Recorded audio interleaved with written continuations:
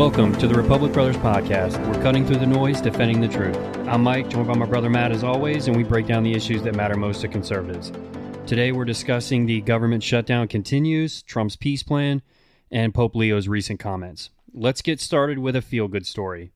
Members of the Mormon Church from last Sunday's tragic attack in Michigan raised over $300,000 for the family of Thomas Sanford Jr. Sanford Jr. was the shooter in that tragic attack on September 28th. We still haven't seen if a motive was established, and we probably will truly never know, but the community coming together to support the family is a very cool thing. The man who started the fundraiser, David Butler, who is also a member of that church, said that Sanford Jr.'s family are victims too, and they're hurting from this as well. Yeah, $300,000 raised by over 7,600 people. That's very nice of them. When I originally saw the story, I thought it was raising money for the victims' families. I would agree that Sanford's family are victims in this. A wife and two kids now have to grow up without a father and with the memory that their father committed a terrible, evil act. Why he would commit such a heinous crime and leave his wife behind to care for his children, including a chronically ill son, I don't think we'll ever know. I haven't heard anything about him having a manifesto. Yeah, I mean, I think it's nice. I like the idea of them, raising this money for the family. The guy did leave behind a wife, and if I remember correctly, one of his children was disabled, so it is a very nice gesture. It is a little weird to me that more money wasn't raised for the actual victims. I don't remember seeing exactly what the number was, but there was some fundraisers going for them as well. I'd like to see the other number go up a little bit. I still think it's a good story. I mean, to have to live with this and being that family member everywhere you go, everybody's just going to look at you weird knowing. So it is a nice thing. Yeah, they'll always be remembered by some as the family of a mass killer. It's not fair to them, but that's how people will look at this. Yeah, and it kind of goes back to the same thing we talked about before with Tyler Robinson's family. And, in their community, that's how they're always going to be remembered. So, all right, so moving away from that, we did want to kind of start off with a nice feel-good story. But moving on from there, the government has officially been shut down since October 1st. It's been 5 days, and there is no light at the end of this tunnel. Both sides are still holding their ground on healthcare issues, among other things. Chuck Schumer has said multiple times in the past that it's not okay to shut the government down, but this time it's okay because it's the Republicans' fault. The hypocrisy of these politicians is why no one trusts them. I don't care what letter is next to your name. If you're a politician, I don't trust you. Agreed. But the government has been shut down since the first Friday's vote on both the Democratic and Republican bill. Both failed. I still don't think we're at a point where blame is being assigned to one side enough to get one side to budge. If this continues on, government employees aren't getting paychecks. Most Americans don't have enough savings to pay their bills for more than a month. People will really start to feel the pinch if this drags on more than a couple weeks when bills are due and they didn't get their last check. At that point, I do think more pressure is going to be put on one side. I don't know who the general public will blame in this, Mike. Do you have a thought on who they're going to blame for this? So I've seen a bunch of different polls. Obviously, which website or which news station you're watching determines the number on those polls. But it seems like it's pretty even that people are blaming Republicans or Democrats. And then there's another even number. It's basically 30-30-30 on Republicans, Democrats, or both parties. I still go back to what I said before about Chuck Schumer. The amount of clips I've now seen of him saying that a government shutdown is never okay and yada, yada, yada. But now here we are, and he's the leader, and he's the one that's basically gotten it to this point. It's just a little ridiculous. And the way they say this whole healthcare stuff, I saw a clip online of a debate where they asked Democrats if part of their plans would be to provide health care for undocumented immigrants. And every single one of them raised their hand. Well, this position they hold is completely new. You can easily find clips of most mainstream Democrats 10 to 20 years ago. At the time, they were where Republicans were. They've shifted so far to the left that their policies just don't make any sense. Most of them are hypocrites at this point. You can find dozens of videos from Clinton, Obama, Schumer, where they say we should deport illegal immigrants. I think they've shifted their opinion because they see them as potential new voters. If minority communities continue moving away from the Democrat Party like we saw in 2024, it would be great if you could just bring in millions of people every year to be your new base. I do think both sides deserve some blame, and both sides are a bit hypocritical about all of this. I have always looked at government as bloated and slow. I don't think they do anything well. They say deadlines make deals. Deadlines add pressure. They don't make deals. I would expect voters to start putting some pressure on some politicians, though. Yeah, and I think that's where they say that's when we'll finally get some movement. Whenever it starts to sway to one side, whichever side starts taking more of the heat, that's the side that's going to have to start caving. I can't believe we live in a world where we have politicians who aren't paying our military members and other essential workers because we want to give our tax dollars and spend trillions of dollars to give health care to people who shouldn't be in the country in the first place. Yeah, but we would be labeled extreme right-wing people. I am of the opinion the government should take care of its own people first. If you're not taking care of your own, why are you bringing in more people and taking care of them? Fortunately, Trump won the last election. We'd be in a lot worse spot if Kamala had won. Look at the UK. That's probably where we would be if Kamala had won. Yeah, I was just going to say, we'd be flying them and busting them in from all over the place if Kamala had won. I'll say this whole thing has gotten out of hand. It's ridiculous that we had something in place to where they could have said, hey, let's just sign this. Let's keep paying our people that need to get paid, and we'll keep working on things. But instead, Democrats were like, nope, that's not good enough. We want you to spend an extra $1.5 trillion. And if not, then, whatever. Yeah, and they could reopen the government. That continuing resolution would only keep the government open for another month and a half or so. It's not like you can't still negotiate. You're going to need another bill to fund the government into next year. You could reopen the government, pay everybody in the government, avoid furloughing people. Yeah, and my thing is, the Democrats had already signed the exact same thing 13 times. 13 times they had already signed it, and now it's a big deal. And the people saying, oh, well, the Republicans, they control every branch of the government now, so it's all on them. Even though in the Senate, you need 60 votes for this thing to go through. So how is it on Republicans? And when's the last time one side had 60 votes on their own? It is everybody's fault, but I do think you can blame Democrats more than Republicans here. I agree. You obviously have all the Republicans voting one way and the Democrats voting the other way, but the Republicans don't have enough votes on their own to pass this through. So you can't put the blame on the Republicans. If they had enough votes, or if they had enough people to get the votes, they would have the votes. Well, never let a crisis go to waste. That's what the Democrats' policy is. The blame game on this started the moment it looked like we were going to get a shutdown. We weren't even shut down, and both sides were pointing fingers at each other. Yeah, and I think you could tell that this shutdown was coming. They were talking about it before it even happened. For days, yeah. Well, the Senate will be back in Monday. I'm sure there will be another vote. Any chance it passes, in your opinion? I can't see them coming to an agreement. Not at this point. No shot. Zero chance that this is going to be over or even get close to being done. I said on the last episode that I gave it 14 days. The over-under was 14 days. I would now like to change the over-under to 28 days. I'm going to double up the time. I can't see it going 28.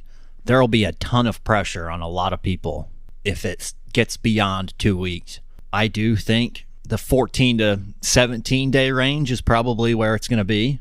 I'm curious what Republicans would do if they had to move.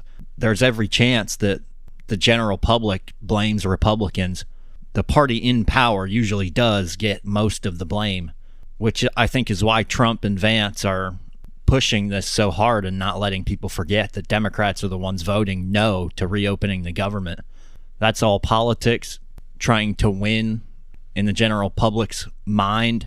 Sometimes the facts don't matter. It's what people think, and some people are so rooted in their opinions that they won't listen to anything else. I think they're just trying to get ahead of it so that they're not the ones that are blamed for the shutdown. Yeah, true. Hopefully we get some kind of resolution, but I don't see the light at the end of the tunnel here. I think it's going to be a while. Yeah, I don't see it yet either. Moving on to our next topic, the Trump administration has declared an armed conflict with the Caribbean drug cartels. The administration formally notified Congress that it considers drug cartels operating in the Southern Caribbean as, quote, unlawful combatants. This provides them legal rationale for military operations, and the shift gives broader latitude to use force against the cartel shipping vessels off of Venezuela. I'm all for this. I wish it was just as simple as telling people not to do drugs and then they would not do drugs. Clearly, that's never going to happen. If you were using logic and reasoning, you wouldn't take such hard drugs that alter your state of mind. But that's why some people take them, because it makes them feel better. And that means the government does have to resort to trying to prevent these drugs from getting into the country. With Trump shutting down the border, it got a lot harder for drug cartels to move drugs by land, so of course they shifted to the waters. I have no problem with the military shooting at vessels carrying drugs to our country that will kill American citizens. I am very much pro-America. I want Americans to be taken care of first, and if that means stopping the flow of drugs with missiles, I'm okay with that. Yeah, same. I mean, they're bringing this fentanyl in, and to me, why anybody would even risk messing around with this stuff is crazy. But obviously, some people just don't have the willpower, or, you know, whatever the case may be, and they're going to do what they're going to do. But if we can keep it out of the U.S. and we can stop it at the source, then I'm all for it too.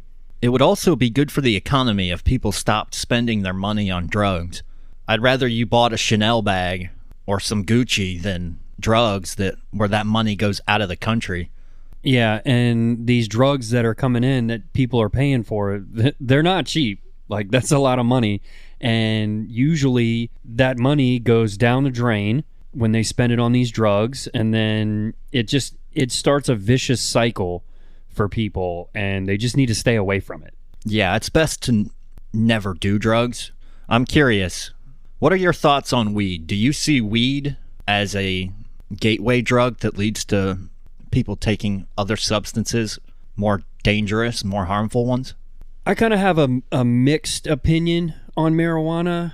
I used to be completely against it and, you know, all that, but I think at this point, I think if you have a problem with addiction or any kind of drug things, I think regardless of whether or not marijuana is involved, like, you're going to do what you're going to do. I don't consider marijuana a gateway drug.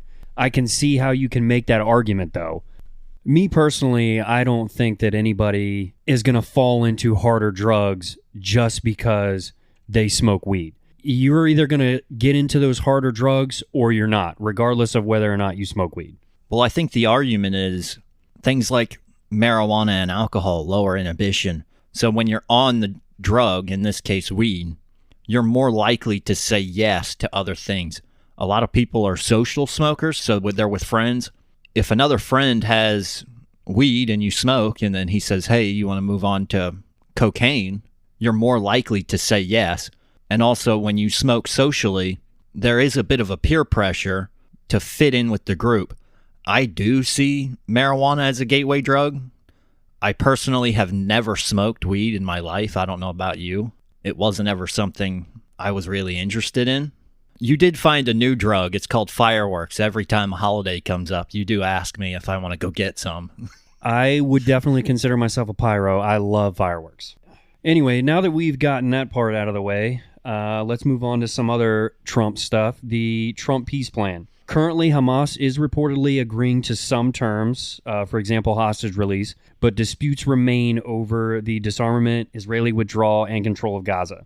Just recently, Trump posted on Truth Social, there have been very positive discussions with Hamas and countries from all over the world, Arab, Muslim, and everyone else this weekend, to release the hostages, end the war in Gaza, but more importantly, finally have long-sought peace in the Middle East. These talks have been very successful and proceeding rapidly. The technical teams will again meet Monday in Egypt to work through and clarify the final details. I am told that the first phase should be completed this week, and I'm asking everyone to move fast. I will continue to monitor this centuries-old conflict. Time is of the essence, or massive bloodshed will follow, something that nobody wants to see. I would like to see it end. I like Trump's statement there, but maybe a bit optimistic on Trump's part. It's a centuries-old conflict. Is it really going to end now? I would hope so. I mean, I hope that, he's not getting his hopes up. It seems like more progress has been made in the last couple of days than in a long time. I would like to see it end. There's still 48 hostages, 20 of which are believed to be alive. Marco Rubio's claiming that about 90% of the work has already been done, and they're just finalizing the logistics. I'm still a bit skeptical. I will be optimistic when the deal is signed. I still hold in the back of my head that a terrorist group probably doesn't want to give up power, and agreeing to any deal with the U.S.'s plan is going to see them give up power. I struggle to believe that they would openly agree to that, and I have no faith in Hamas to stick to the deal. It would be great to end it. I just don't see peace. I just don't see peace lasting. These are people who want the destruction of Israel. That's not going to change overnight. I hope I'm wrong on the Hamas stuff and we do see peace. How do you see this playing out? Do you think any peace plan would last? I think if they can get it all squared away, I think it would last. My concern is I don't think that it's going to go as smoothly as we're hoping, and there's going to be some little thing, some little deal breaker or something, and Hamas is just going to turn around and be like, nope, not good enough, and then we're going to be back to square one. I could understand why Israel would want the release of the hostages before they completely withdrew. You don't want to cede all the territory you've taken and cleared and then leave and let Hamas move forward in those areas and set more traps. Urban combat is vicious. I could understand not wanting to retreat, especially since Netanyahu pretty clearly would be willing to completely destroy Hamas militarily.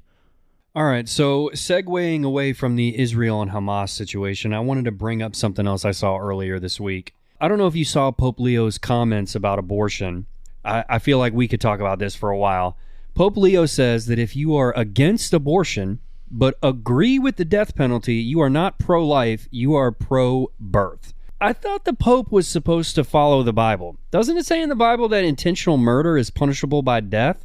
I guess Leo from Chicago is picking and choosing what parts of the Bible he wants to believe in.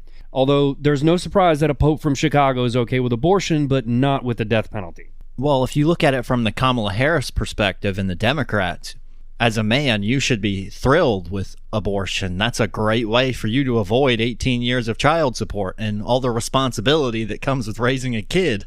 I see these as two separate issues. In some cases, the crime is so heinous and there's so much suffering that the only justice, in my opinion, is the death penalty. If you killed 25 people, you sitting in prison isn't really justice, in my opinion. It goes back to that saying, an eye for an eye. I think if your crimes are that heinous, there is no rehabilitating the individual. Some people are just too far out there. In the case of a baby in the womb, the baby has not committed any crimes. I know women say, my body, my choice, but it's really not your body. It's separate DNA. Yeah, I mean, that kind of brings up the whole conversation about when is it its own entity, right? And obviously, Republicans mostly believe that at conception, that is when that baby is its own being. It has its own DNA that's completely separate from anybody else on earth, that may share some of the same properties as the mother and father, but it is completely different. That is how later in life we convict people of crimes with their DNA. Their DNA points back to one person. We can tell if it is a familial match, but your DNA is your DNA. Nobody else has the exact same DNA as you. But that also, going back to the whole death penalty thing, if you commit a heinous crime and kill a bunch of people, or, it's premeditated murder, whatever it is, why is it that you get to kill someone and then you get to live? See, in my opinion, that's not right. And it's not justice. At the same time, and I had to look this up to be sure, because when I originally heard the Pope's comments, I was like, man, something's not adding up here. And I looked it up, and it does say in the Bible that intentional murder is punishable by death. Yeah, and if you take someone else's life, it should not be unreasonable in some cases, not all, not even a majority, that the only way for the victims to have justice is for the same punishment to be given to you. I don't think in some cases, for example, we talked about an illegal immigrant who made an illegal U-turn in Florida and killed 3 people. I don't believe, even though his actions resulted in 3 deaths, in that case, he should not face the death penalty. His intention wasn't to hurt anybody. He just made a mistake. Is that how you see it? Do you think there's got to be a bit of intention for the death penalty? Because that's how I see it. Yeah, we're not asking for everyone who kills someone to be put to death. But there are the outliers. There's a reason that the death penalty doesn't happen that often. And even when you see these cases where they are going for the death penalty, it takes forever for that case to be tried. It goes through appeal after appeal after appeal. Most of these guys that are on death row, they end up sitting in prison for 10 or 20 years before they actually get put to death. Yeah, and on the abortion side of it, where do you draw the line on the baby being its own individual? My thoughts are, at conception, I do think there needs to be some carve-outs. I might have a different opinion than others. I do think that if the mother's life is in jeopardy, it should be her call. I know it's a young baby that has a lot of life ahead, but if it's going to jeopardize the mother, she should have the option of saving herself. Humans are very good at adapting to survive, and she should have that option. But that is a fringe case. Things like rape and incest are very fringe. It's often those topics and those cases that are brought up to try and prove why abortion should be allowed at 8 months. But those are very rare. I would like to see some kind of abortion ban. Even if it was 6 or 12 weeks, I'd be okay with that. Now, Mike, I have a question. Do you know why Planned Parenthood was founded and what the objective of all these abortions were? Nope. Planned Parenthood had the intention with all of these abortions to eliminate minorities. I would like that not to happen, and unfortunately it is mostly minorities who get abortions. Reuters even has a fact check on it that says that the quote was taken out of context. But the quote in the fact check says, quote, "We do not want word to go out that we want to exterminate the N-word population." They claim it's taken out of context, but they admit that that quote is real. That is the original quote coming from Margaret Sanger in 1939. Wasn't she the founder of Planned Parenthood? Yes, I believe it was called something else the first 10 or 20 years. It became Planned Parenthood, I think, in the 40s, but it had a different name. Yeah, so I just looked it up, and she was the original creator of Planned Parenthood. She started a birth control clinic, back a long time ago, and then it evolved into Planned Parenthood. And there's been a lot of controversy around her. And that's why I believe it said in 2021, they tried to distance themselves from her and say that her racist rhetoric and discrimination and all that stuff, and that they didn't want to be associated with her and all the stuff that she used to say. But it does acknowledge that the objective of this was to eliminate minorities. Yeah, and that was from the spoken words of Margaret Sanger herself. So I would like to not kill any babies of any race. They didn't do anything wrong. Let's give them a chance to live out their life. You often hear people claim that the baby is completely dependent on the mother, but we do know babies can live outside the womb after a certain amount of time. So that's not true. And I would always say, if you simply left the baby to its natural process, it would eventually become an adult. I know people like to call it a fetus, but fetus is just a stage of development. After fetus, you become a newborn and you move up through all the different stages of life until you're a senior. And see, I have a question for all the people that say, my body, my choice. If it's your body, your choice, then why is it that if you were drinking the whole time you were pregnant, or you were doing drugs the whole time you were pregnant, when the baby came out, why did they take the baby away from you? If it was your body, your choice, when the baby's in there, when the baby comes out, they take the baby away because you weren't doing what you were supposed to be doing. So obviously, doing drugs and alcohol while you're pregnant is bad, but scraping this little baby out of your nether regions, that's okay.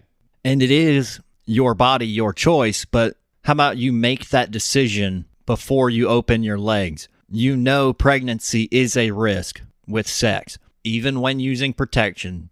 Condoms break, birth control fails, vasectomies can reverse themselves in rare cases. You knew it was a chance. I don't know how you feel every time Trump makes some announcement and all the liberal feminists start screaming from the rooftops that they're going on a sex strike.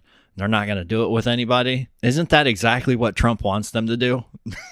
And pretty much, and they're all full of crap anyway. We should not be using abortion as a form of birth control. It is not the same thing as birth control. There are ways that you can go your entire life without getting pregnant. You go through sex ed, you understand that there are consequences to your actions.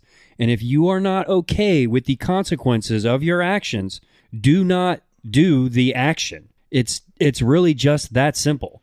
Yeah, I completely agree. You can prevent pregnancy. There's no issue with that. I don't think anyone would have an argument with that. I'm even okay with things like the day after pill. I just don't want to see a 20-week-old or 30-week-old baby being killed. I think the other thing, too, we've swung so far from side to side on this that I think there's a lot of Republicans out there that would be willing to make the concession to Democrats on abortion up to a certain point for rape and incest cases if they could just admit that all the other ones are bad. But they'll never do it. They'll never admit it. They need the rape and incest argument in order to try to make their point, even though we all know it's not a good argument. It's less than 1% of all cases. Yeah, and the left has moved very far on this.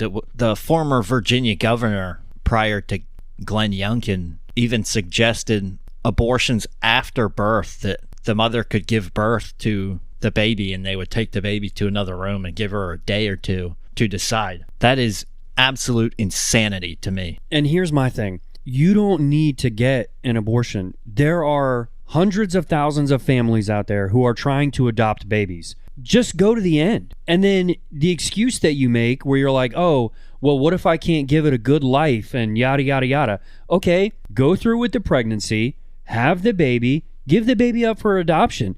I mean, my goodness, we have a law that says that you can take your newborn baby and drop it off at a firehouse, no questions asked. We have all these things in place. There's so many other options than murder.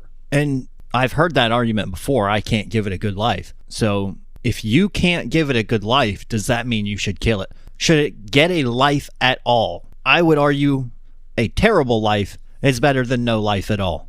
Yeah, I'll ask you this question to set it up the same way you could ask it to a newborn baby. Pretend that I told you, hey, you're going to die at 20 years old, or you could just not be born. Which one would you rather have? Yeah, you're always going to pick 20 years of life. You could say the same about you. Hey, Michael, 50 years from now, you're going to kick it. Since you're going, do you want to just stop waiting and get it done now?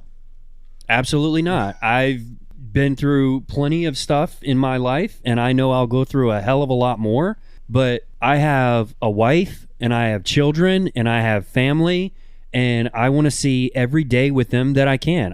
I'm not ready to go anywhere. And even though I know someday it's coming, even if you told me right now when it was going to happen, I'm not going to say, oh yeah, well, we should just go ahead and give up now. Do we tell teams that at the beginning of the NFL season? Like, we know there's 4 teams at the bottom that are not going to win the Super Bowl. Do we tell those 4 teams, hey, we all know that you're not going to make it to the Super Bowl, so do you guys just want to not play this year?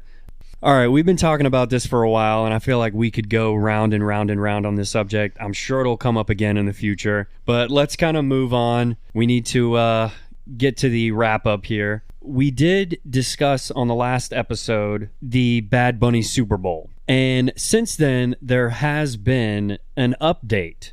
Bad Bunny's worst nightmare is coming true. He said before he was afraid to perform in the U.S. because he didn't want ICE to show up and deport his fans. Then he agreed to do the Super Bowl halftime show.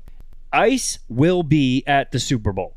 President Donald Trump advisor Corey Lewandowski says Immigration and Customs Enforcement agents will be in attendance at the 2026 Super Bowl. Lewandowski stated on The Benny Show, quote, "There is nowhere that you can provide safe haven to people in this country illegally. Not the Super Bowl and nowhere else. We will find you. We will apprehend you. We will put you in a detention facility, and we will deport you." Well, to be clear, they're not going to be inside the building at the Super Bowl. They certainly will be snooping around the facilities and the property. I got a kick out of this. I'm happy to see that they're going to go to the Super Bowl.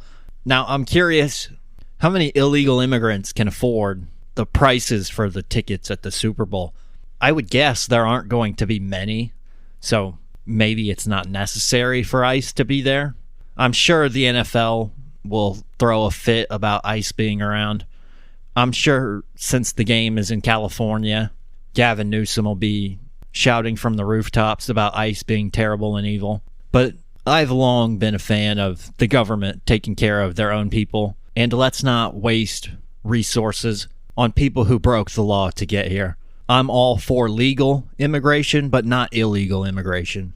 Yeah, same. There's a process to get into this country. There's a reason that everyone wants to come here. For anyone out there who says that this isn't the greatest country in the world, you're lying to yourself. And if you don't believe it, then why don't you go to where you think is the greatest country in the world? I am just curious, for the left, though, if we are such a terrible, evil place, why does the left encourage illegal immigration? Why would you want the people who are here illegally to stay here if it's such a bad place? They're being offered a ride home. If it's so bad, let them go home. A paid ride home. Yeah, free. Yeah, here's a one-way ticket, and we're going to help you come back. I'd also be willing to chip in some of my own money for the Queers for Palestine people. I would buy them a one-way ticket. I do hope they know they will end up on the wrong side of a 13th floor window. But if they would like to go, since Palestine is such a great place, I'm happy to chip in a little bit of money so that they can go visit such a great place. Exactly. Well, that's it for this episode of the Republic Brothers podcast. Here's our recap. Government shutdown continues as we thought. The Trump administration declared an armed conflict with the drug cartels. Trump's peace plan moves forward. And we said a lot about Pope Leo's comments on abortion and the death penalty, and we didn't even get to everything that he said. If you enjoyed today's conversation, make sure to follow the Republic Brothers podcast on Facebook, Instagram, X, Truth Social, and TikTok. Leave us a rating, share this episode with a friend. Thanks for tuning in. See you next time.